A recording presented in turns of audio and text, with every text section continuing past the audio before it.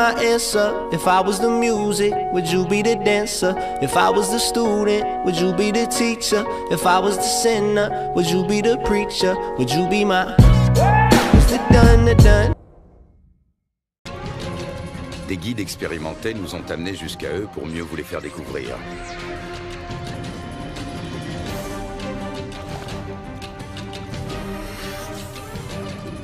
Les 5 grands animaux d'Amérique du Sud. Le jaguar, le tama noir, la loutre géante, l'ours à lunettes et l'anaconda.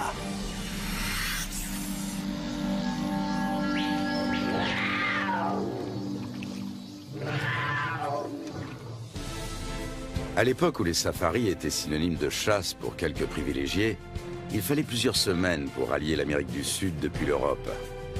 Désormais, cela prend à peine une journée en avion. Notre voyage nous emmène dans le nord du continent, vers un animal aux dimensions colossales et à la force herculéenne. La Guyane est connue pour ses eaux abondantes. C'est dans les rivières que vit l'imposant anaconda.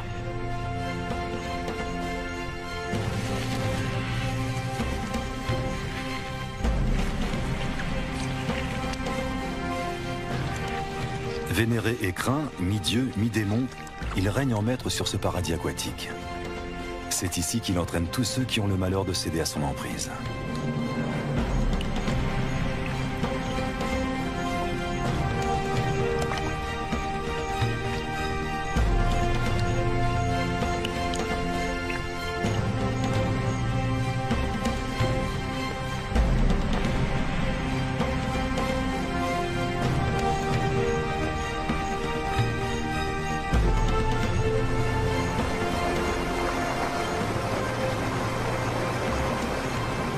L'eau est l'élément essentiel de son habitat.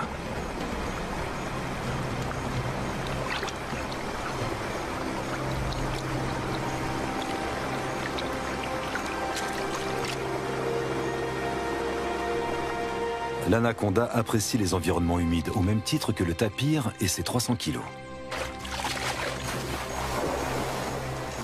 Et le caïman noir qui mesure jusqu'à 7 mètres de long.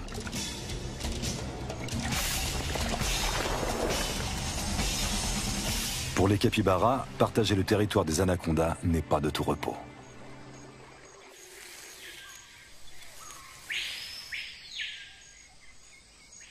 Lutz Dierksen est biologiste.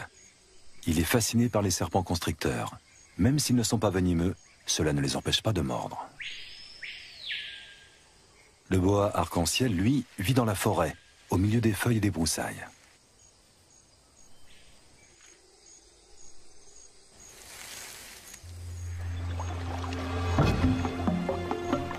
Dès 4 heures du matin, nous avons commencé à charger les 3 bateaux avant de nous mettre en route à la recherche du grand anaconda.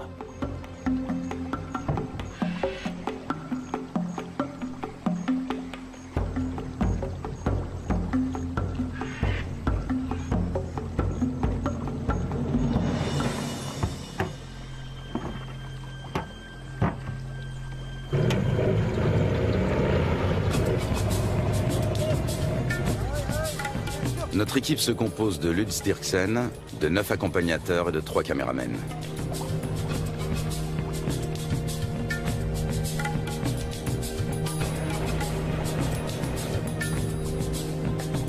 Même en pleine saison sèche, le niveau de l'eau est toujours très élevé. C'est de plus en plus souvent le cas ces dernières années. Pas un seul banc de sable isolé où les animaux pourraient prendre le soleil.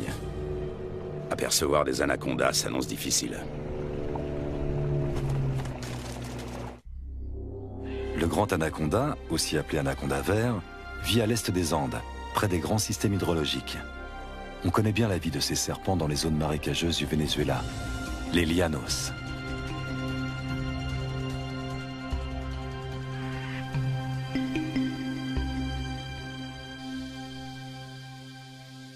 Là-bas, les anacondas mesurent rarement plus de 4,5 mètres de long. Leur proie préférée, ce sont les capybaras, les plus grands rongeurs au monde dont les dimensions peuvent atteindre celles d'un chien berger.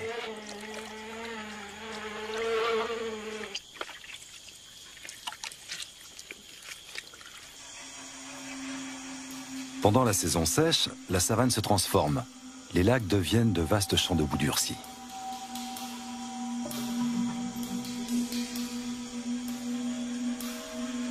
Difficile pour un anaconda de plus de 4 mètres de trouver un point d'humidité qui lui permettra de supporter la chaleur.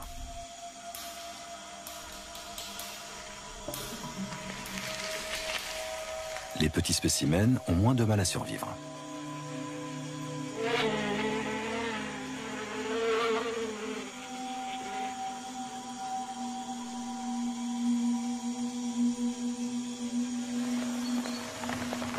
Début avril, la saison sèche touche à sa fin et les premières gouttes d'eau se transforment vite en pluie torrentielle. En à peine quelques jours, les étendues asséchées se gorgent d'eau.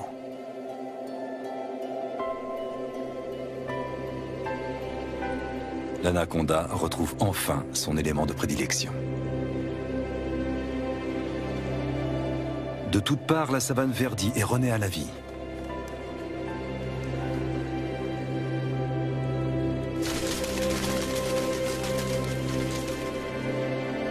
Les anacondas qui vivent au bord du fleuve sont différents de leurs congénères de la savane. Ils peuvent mesurer jusqu'à 9 mètres de long. Contrairement à leurs congénères vénézuéliens, on sait très peu de choses sur leur mode de vie.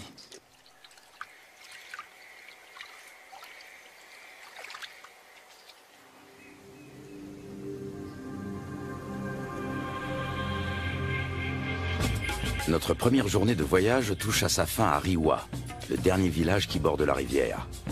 Un monde sauvage nous attend ensuite.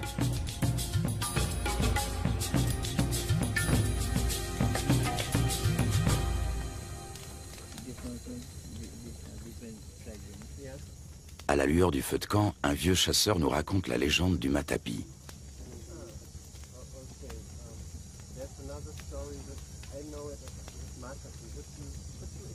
Cet ustensile permet aux femmes d'extraire le jus toxique du manioc.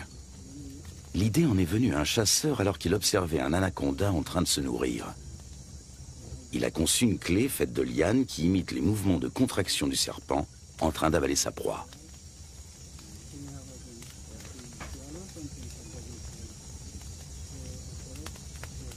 Fascinant. Tout autant que le ciel qui brille de 1000 étoiles au-dessus de nos têtes.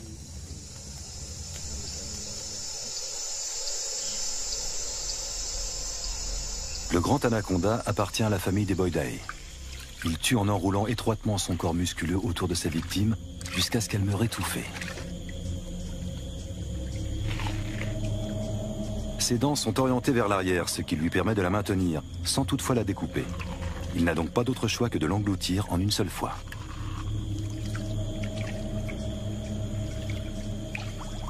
Sa mâchoire et son corps sont capables d'une extraordinaire dilatation.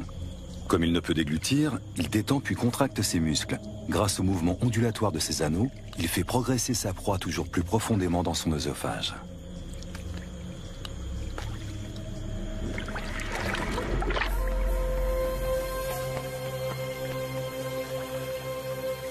Un groupe de becs en ciseaux prend son envol dans la lumière du petit matin.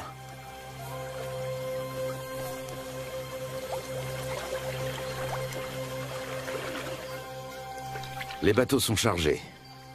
Un rapide petit déjeuner, puis il faut repartir.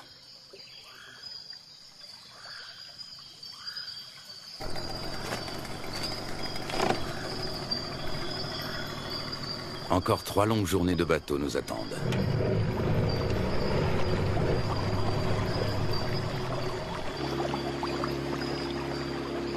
Notre objectif, un territoire inexploré situé en amont de la rivière. Il y a 2 ans, des chasseurs y ont observé des anacondas de plus de 6 mètres de long. Lutz Dirksen a l'intention de remonter cette piste.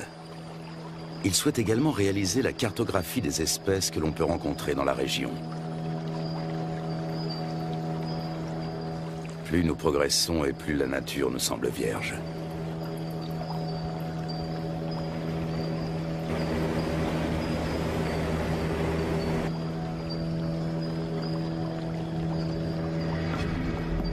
Avec un tel niveau d'eau, les caïmans noirs ont bien du mal à trouver un endroit où se prélasser. Les plus gros spécimens, eux, ont trouvé leur place au soleil.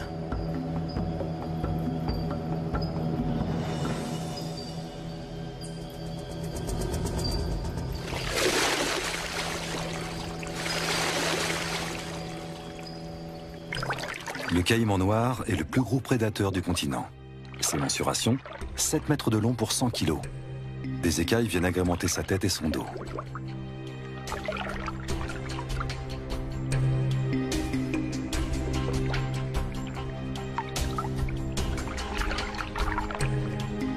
La peau cuirassée de son ventre et de sa gorge est particulièrement épaisse et dure. Sa mâchoire supérieure est typique de son espèce. Toute dent qui tombe repousse invariablement. Les petits points qui ornent son museau sont autant de récepteurs ultrasensibles qui lui permettent de localiser ses proies. Au fil de l'évolution, les crocodiliens, dont font partie les caïmans, ont su imposer leur domination. Après plusieurs heures de trajet, une pause est la bienvenue. C'est Lutz Dirksen qui tient le journal de l'expédition. Ses observations précises sur les espèces rencontrées lui seront plus tard d'une grande utilité. Notre campement sur la rive a éveillé l'intérêt des caïmans. Prudemment, mais non sans une certaine curiosité, ils viennent y voir de plus près.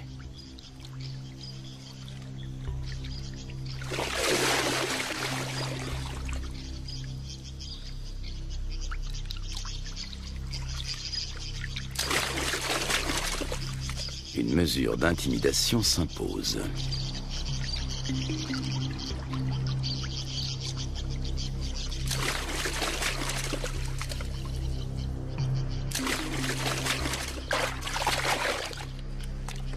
Dans l'eau, le caméraman se fait tout petit.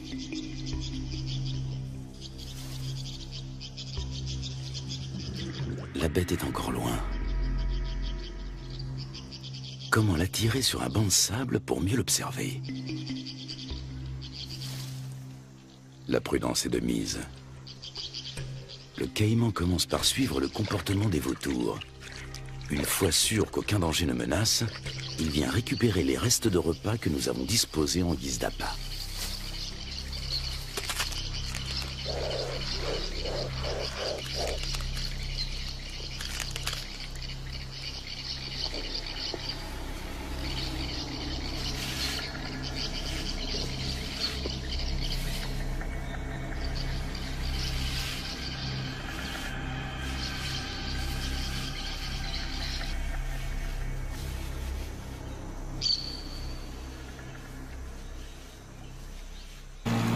Le voyage reprend à bord de nos 3 bateaux. Dans ce virage, la rivière a creusé une profonde entaille dans la berge et coule désormais tout droit. Des vestiges de l'ancienne berge se dressent encore au milieu du courant qui se renforce. Les moteurs des bateaux sont soumis à rude épreuve. Les limites des rivières sauvages varient souvent, formant de multiples bras morts et des étangs.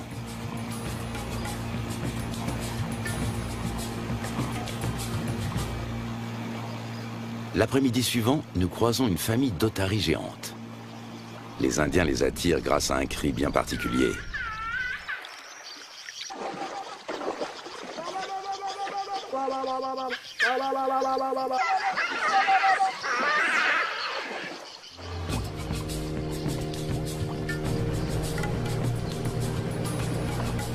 Nous touchons enfin au but. Il ne peut s'agir que de l'endroit dont les chasseurs ont parlé. C'est ici que nous allons nous établir pour partir à la recherche des grands anacondas.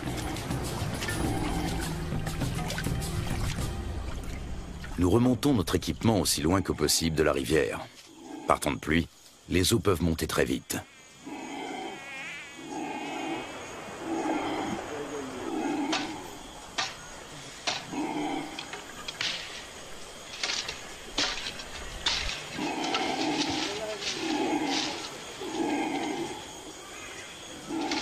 Sous les cris de protestation des singes hurleurs, nous installons 4 bâches imperméables.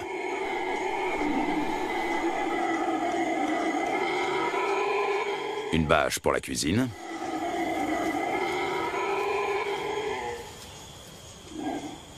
Une pour l'équipement de tournage. Et 2 pour nos hamacs. Nous savons que les serpents et les scorpions aiment se glisser dans les poches et les bottes des hommes.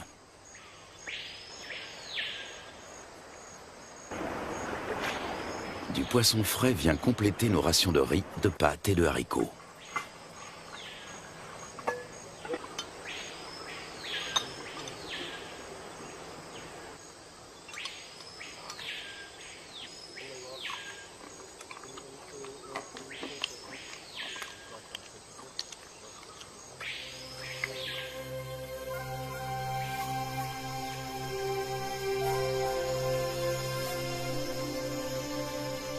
Nous sommes en route depuis maintenant plusieurs heures. En raison des fortes précipitations, les eaux sont encore très hautes, au point que les branches gênent notre progression. Les animaux n'ont pas besoin de venir à la rivière pour trouver de l'eau.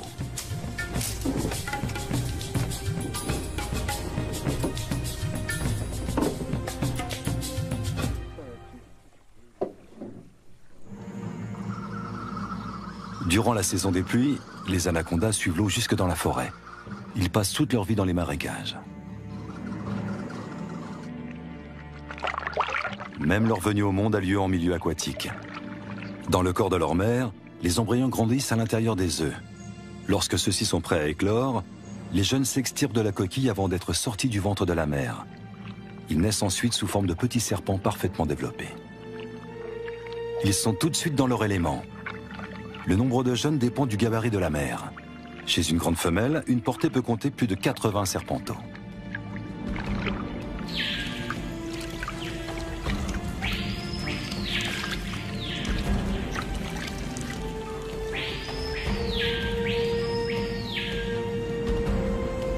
Selon les légendes indiennes, les petits dévoreraient leur mère.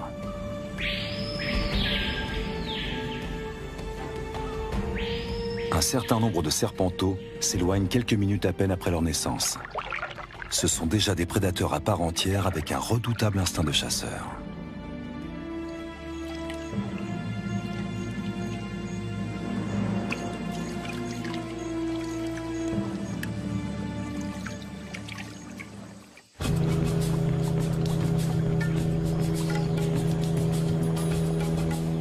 Pour son bain de soleil, cette iguane a choisi une souche d'arbre. Nous tentons notre chance dans un petit cours d'eau.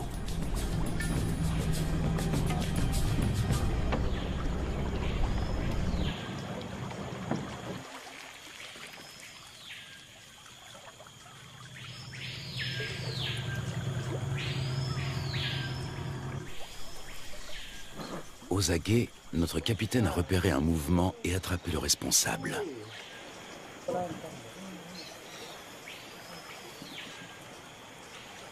Un jeune anaconda. Il fait près d'1 mètre de long et est âgé de seulement quelques semaines. Sa première mue le rend quelque peu apathique.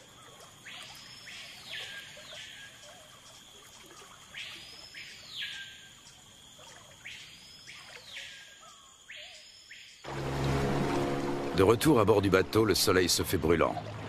La saison sèche semble enfin arriver. Il faudra toutefois attendre plusieurs jours pour que le niveau des eaux baisse.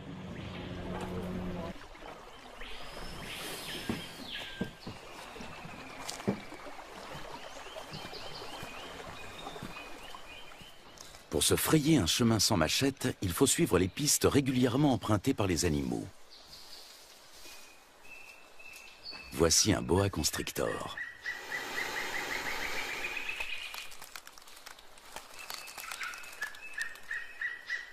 Nous sommes trop grands pour lui servir de proie, mais cela ne l'empêche pas d'essayer de nous intimider.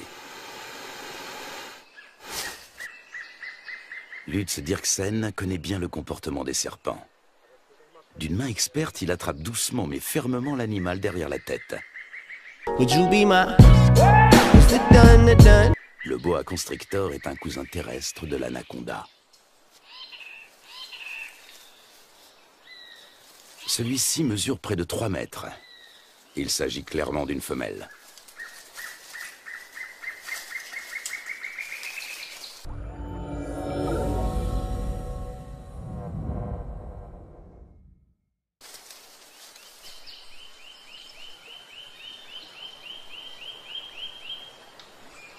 Encore un jeune anaconda.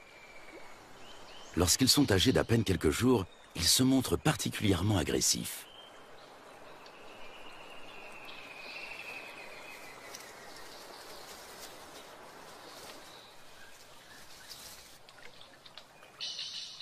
De retour au camp, Lutz Dirksen complète son journal.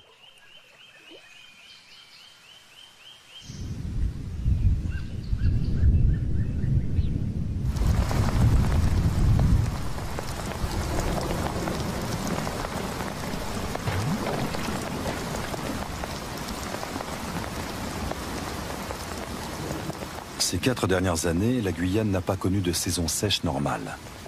Le manioc a même pourri sur pied. À l'origine de cela, les phénomènes météorologiques tels que la Niña et le réchauffement climatique.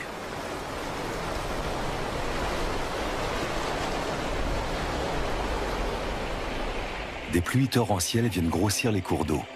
En quelques heures à peine, le niveau peut monter de plusieurs mètres.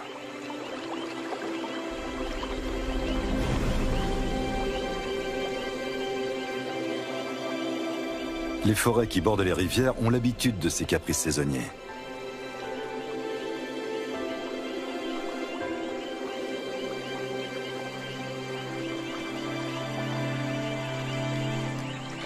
Les caïmans suivent eux aussi l'eau dans la forêt.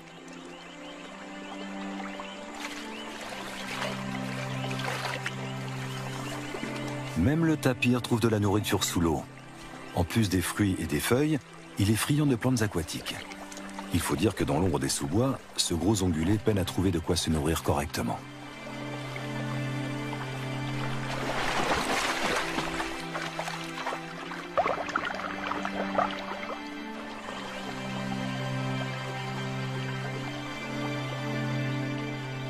D'autres, en revanche, tentent d'éviter l'eau.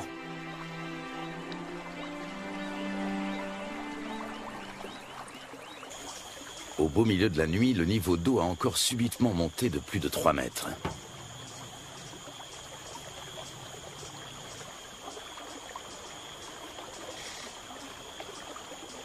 Nous sommes parvenus à mettre en lieu sûr la plupart de nos provisions, et surtout nos bateaux.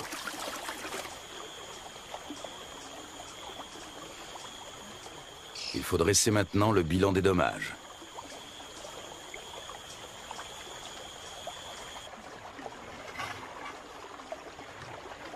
Tout est humide, voire trempé.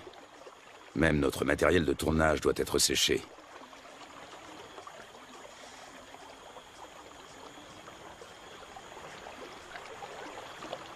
Continuer ou faire demi-tour? Telle est la question.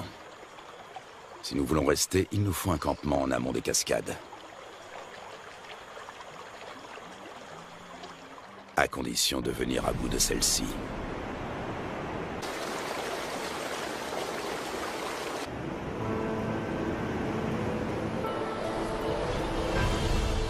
Rapides et cataractes sont fréquents en Guyane. Ils forment un habitat aquatique à part.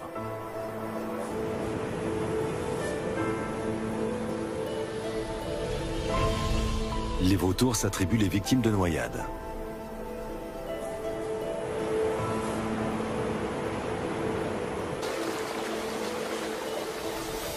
Dans les zones plus paisibles, les hérons se régalent d'escargots et de petits poissons.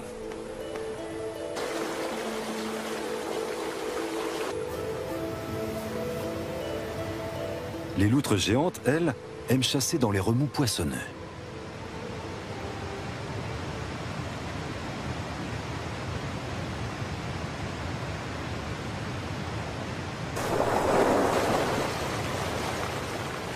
C'est là également que l'oiseau serpent vient pêcher de petits silures. Nous sommes sur le territoire du jacara, la seule espèce de caïman qui évolue dans ces eaux torrentielles. Il est nettement plus petit que le caïman noir.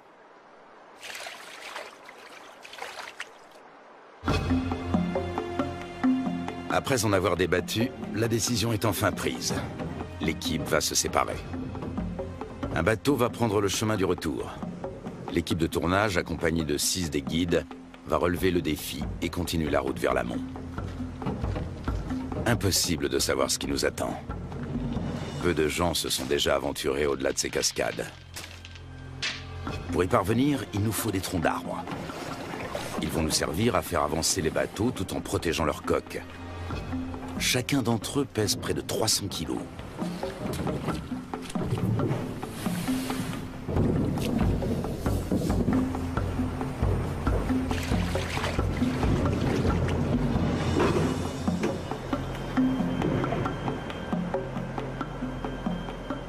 20h30, Dirksen repère un cousin de l'anaconda. Il s'agit d'un Corallus hortulanus qui vit dans les arbres.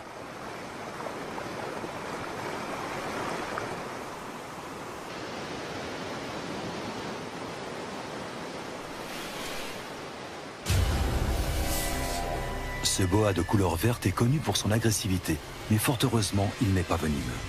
Lorsqu'il attaque, il se cramponne à sa proie.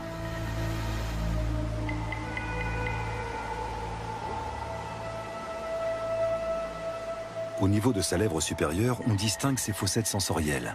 Il s'agit de détecteurs de chaleur qui l'aident à repérer ses victimes, même de nuit.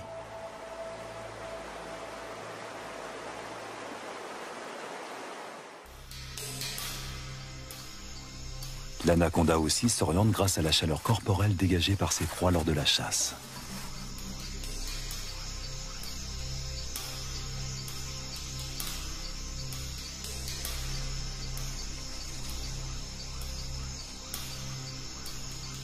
Peut-être distingue-t-il le paca comme à travers une caméra infrarouge.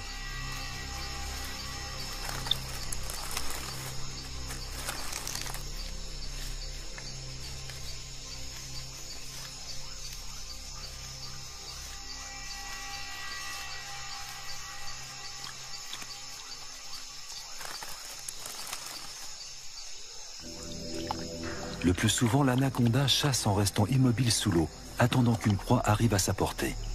Seul son nez et ses yeux dépassent discrètement de la surface.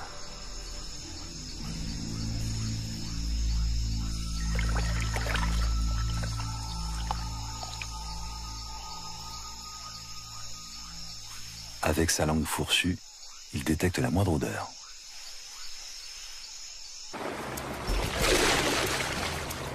Nous progressons bien plus péniblement que nous ne l'avions imaginé. À la cascade succèdent des rapides, puis une nouvelle cataracte, puis encore des rapides. Impossible de naviguer, il y a trop de rochers sous l'eau. Le doute commence à s'installer.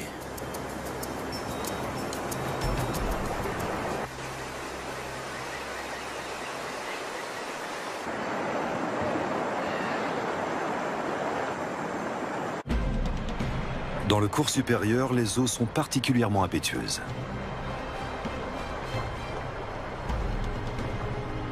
Jalonnés d'îlots et de rochers, de nombreux rapides se fraient un chemin à travers la contrée sauvage.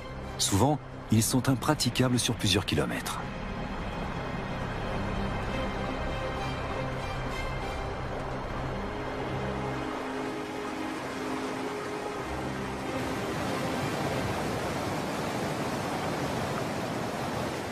Les jacaras ont compris que les poissons leur tombent directement dans la gueule pour peu qu'ils se placent au bon endroit.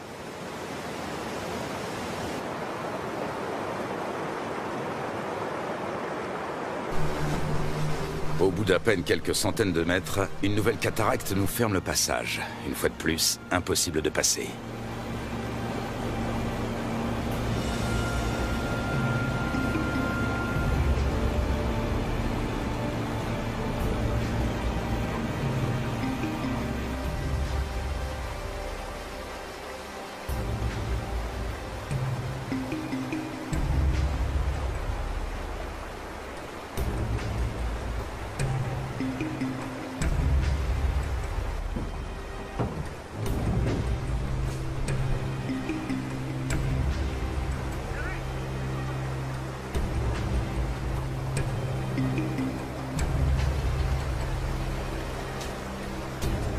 Nous progressons lentement.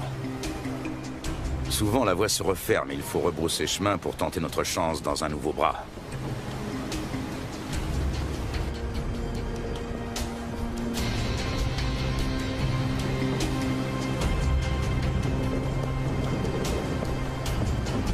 Il nous aura fallu une journée entière pour parcourir 500 mètres.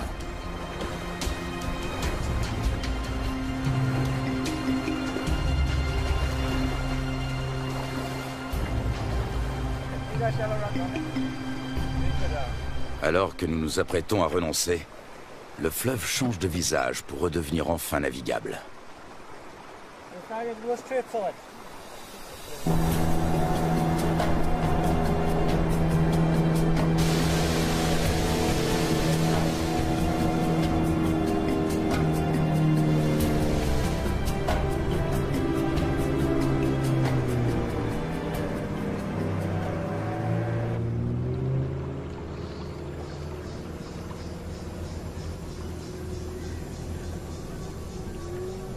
Devant nous, la rivière se dédouble.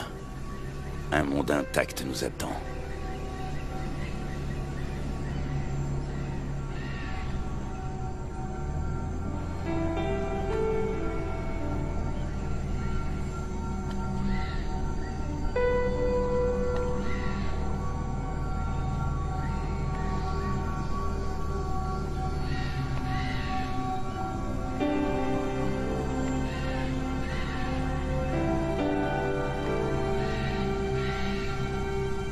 Le lendemain, un nouveau campement est monté.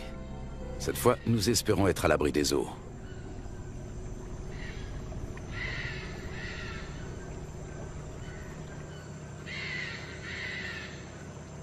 Non loin de notre campement, nous tombons sur un groupe de capybaras. L'un d'entre eux arbore sur le flanc une tache rougeâtre qui ressemble fort à une morsure fraîche.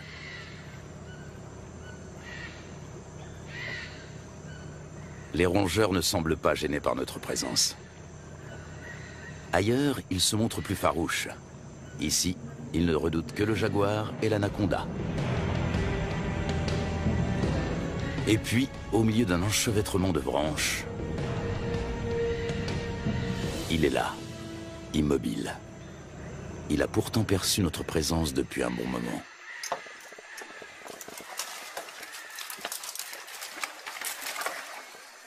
Impossible de l'approcher.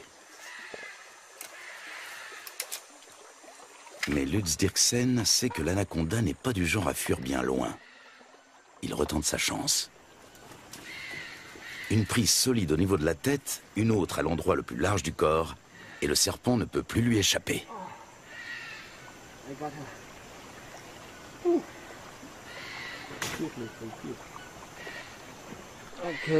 On va le mesurer. Lutz Dirksen fait de la recherche fondamentale. Il réunit des informations sur la taille, la couleur et la répartition des serpents. Il est l'un des plus grands experts de l'anaconda. Personne n'a jamais examiné d'aussi près ce spécimen aquatique.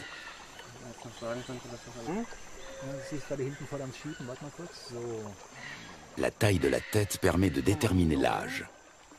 Plus la tête est importante comparée au corps, et plus le serpent est vieux. À présent, Lutz va déterminer son sexe.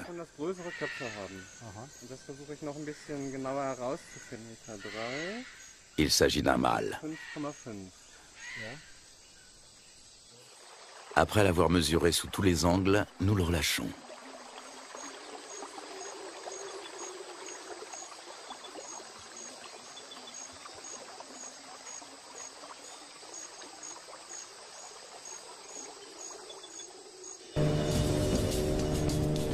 Les jours suivants, notre quête d'un spécimen de grande taille se poursuit.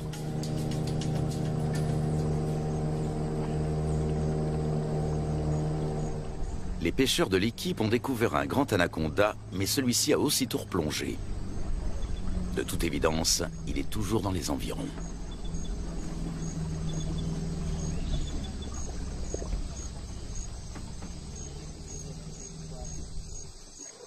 Nous décidons de passer le coin au peigne fin.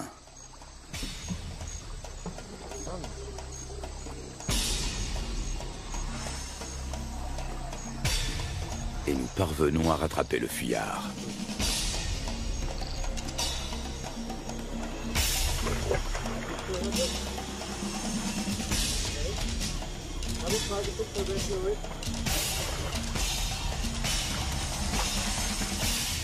Ce serpent va à son tour être mesuré.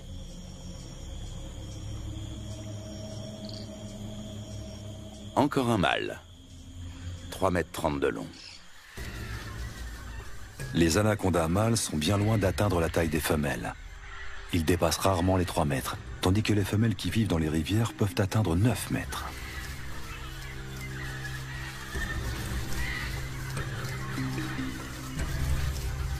Les mâles trouvent les femelles prêtes à l'accouplement en suivant les phéromones qu'elles émettent.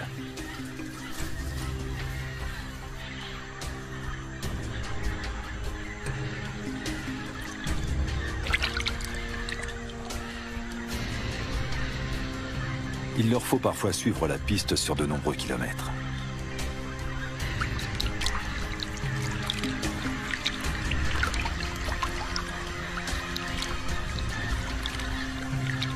Il arrive que plus d'une douzaine de mâles s'enroulent autour d'une même femelle. En ondulant, ils tentent de repousser les assauts de leurs rivaux.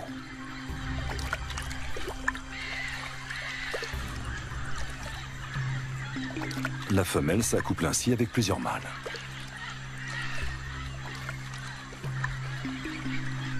Dans les mythes indiens, l'anaconda à plusieurs têtes est une divinité récurrente. Cet enchevêtrement amoureux en est peut-être l'origine.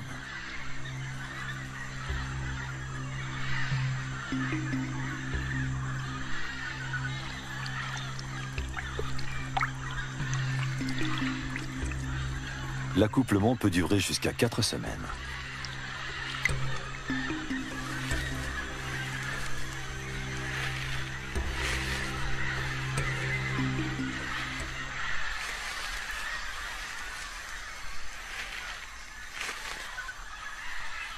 Les mâles repartent ensuite, chacun de leur côté.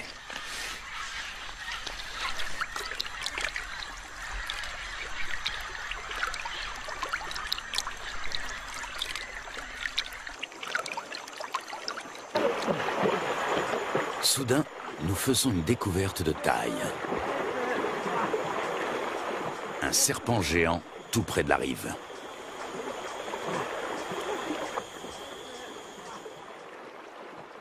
Même à 4, nous avons du mal à le maîtriser. Son corps n'est qu'un unique et gigantesque muscle d'acier flexible.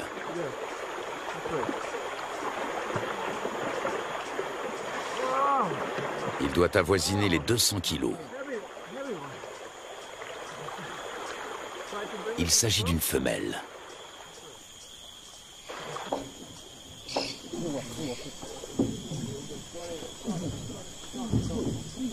Sur la berge, nous pouvons la mesurer en toute tranquillité.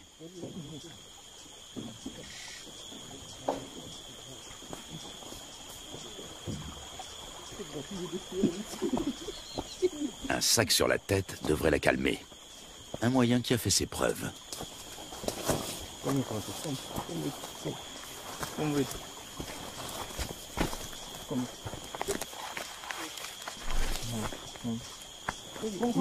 Nous parvenons à la ramener à terre sans trop de résistance. Avec sa taille, elle ne connaît plus aucun prédateur naturel.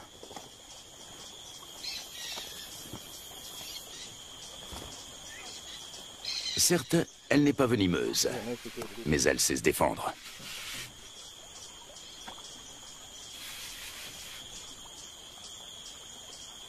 Tenez-la, pendant que je mesure. Une telle géante peut infliger de graves blessures.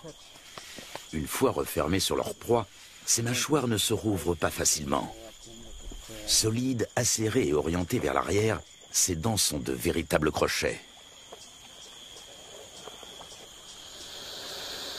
On distingue parfaitement sa trachée située à l'avant de la gueule.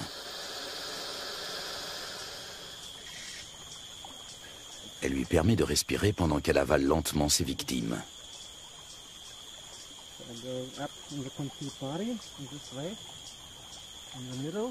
L'anaconda fait jouer ses muscles.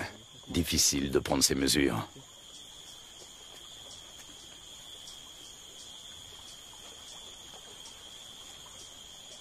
Cette femelle est nettement plus imposante que tous les autres anacondas que nous avons rencontrés au cours de notre voyage. Lutz doit s'y reprendre à plusieurs reprises.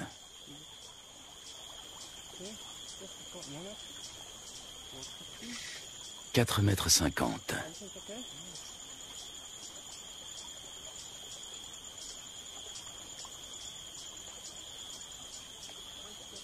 « 5,70 m.